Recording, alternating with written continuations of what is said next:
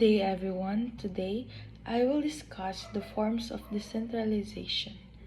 So decentralization refers to the transfer of power, authority, and responsibilities from the national government to lower levels of government or organizations. This is important because it helps improve governance, decision making, and service delivery closer to the people. So there are three main forms of decentralization that I will explain today. First, deconcentration. Second, delegation. And third is devolution. The first form of decentralization is deconcentration.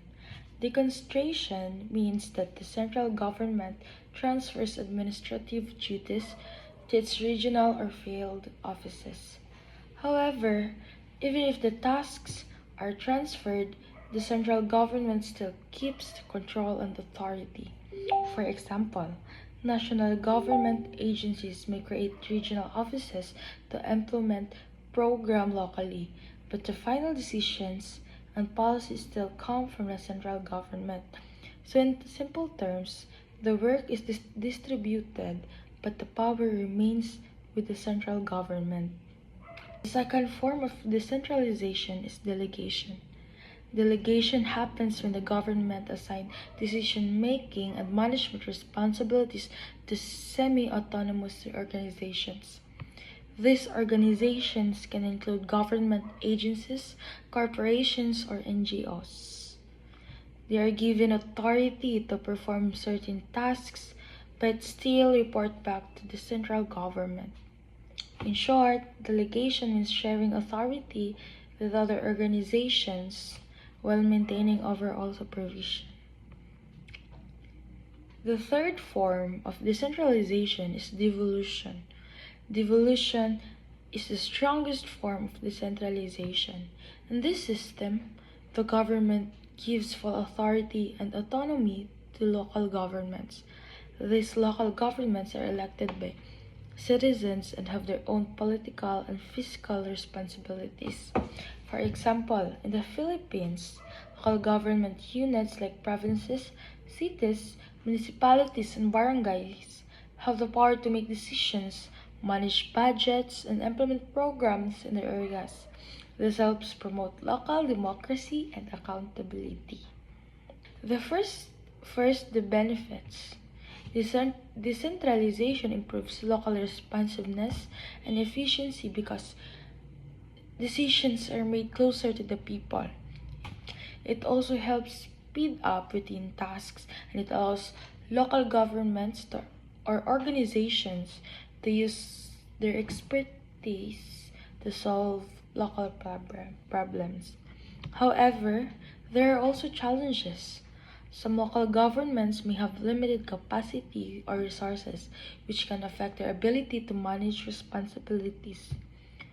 There may also be issues with coordination and power distribution between national and local governments. Next, we're going to tackle about local autonomy in the Philippines. What is local autonomy? Local governments have the power to manage their own affairs. They make decisions for their communities. They are accountable to their people.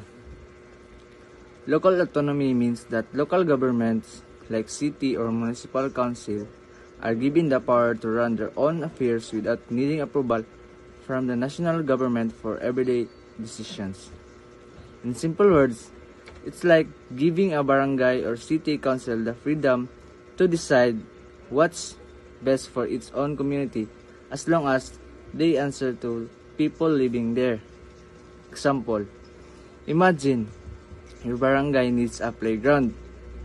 With local autonomy, the barangay official can decide to build it, choose the design, and spend the local budget for it because they know the needs of the residents best, and they are responsible for explaining their decisions to the people in the barangay.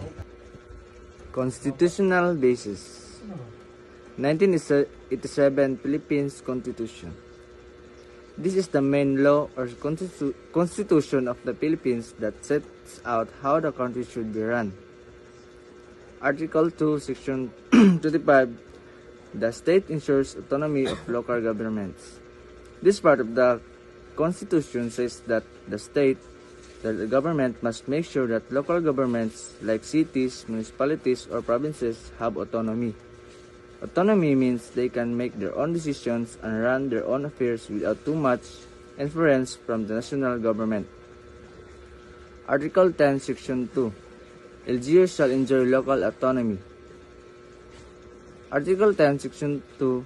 This section especially states that local government units like barangays, cities, or provinces shall enjoy local autonomy. In simple terms, LGU are given the freedom to manage their own local matters and make decisions that fit their own community needs. In short, the Constitution guarantees the local governments in the Philippines have the right to govern themselves and decide on local issues on their own, promoting decentralization and local self. Legal framework. Local Government Code of 1991, RA 7160, gives LGUs power in taxation, budgeting, and planning, strengthens local governance.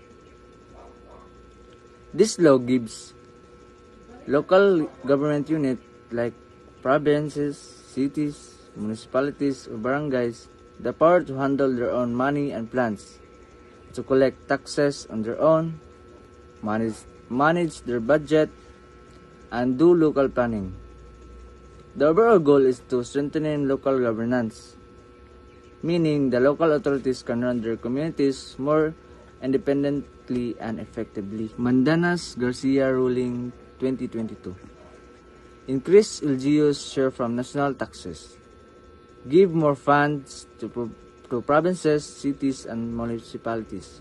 Help improve local services.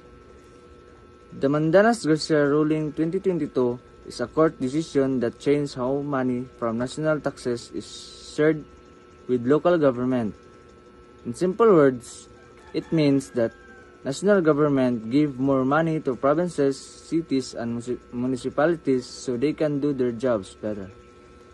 Example, imagine the national government is like a big company that collects money from everyone. Before the ruling, it kept most of the money for itself.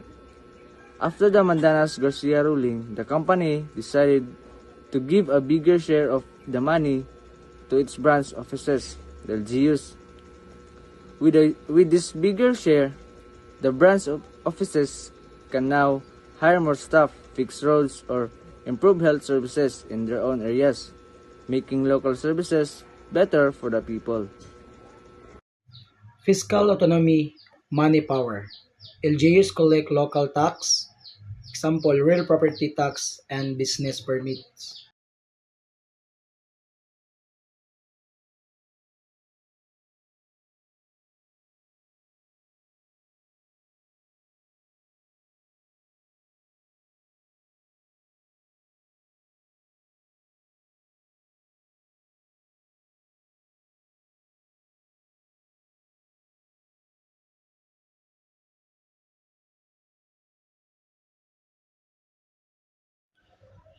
Administrative autonomy, service power.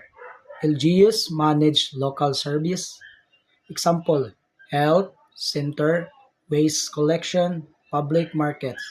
Services are closer to the people.